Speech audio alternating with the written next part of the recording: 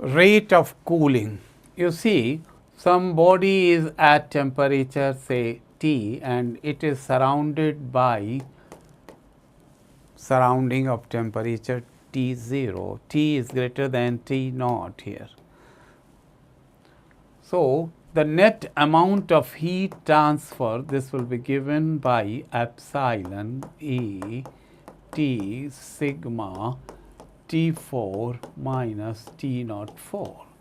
According to Stephen's law, we have used the relation because this will radiate the energy at the same time. It is going to accept the energy that is radiated by surrounding. It will fall on this body and it will absorb. Then this is the amount of heat liberated. If you find the rate of heat emitted, it is going to be epsilon A sigma T4 minus T naught 4.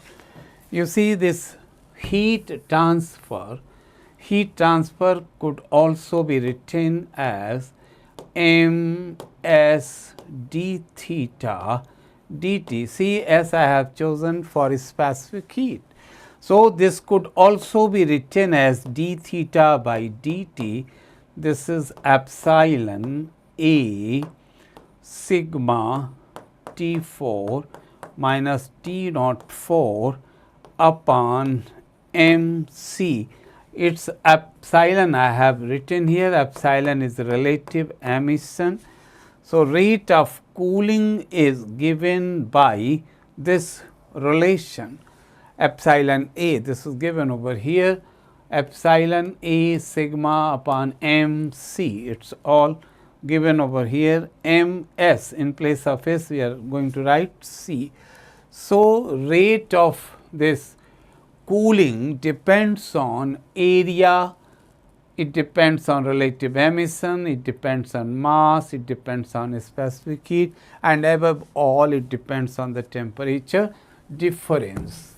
So, if there is a wide or greater temperature difference between the body and surrounding, the cooling will be faster. Soon as the temperature difference goes on decreasing, the rate of cooling will also decrease. If you see, you place very hot water in a bucket, it will be getting cooled very fast, but the temperature difference is made lower. That means atmosphere is at say 20 degree and you make the water at 25, means the temperature difference has been reduced, then cooling will also become very slow.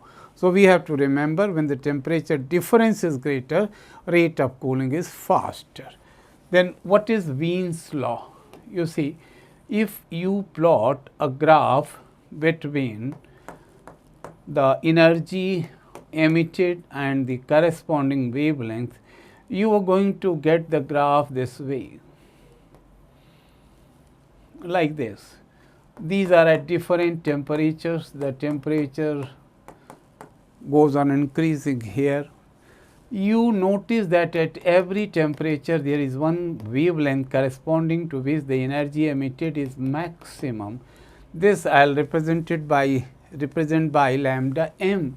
Similarly, at temperature T2, the energy maximum is obtained at wavelength lambda m2. What we notice is that temperature goes on increasing and lambda m goes on decreasing.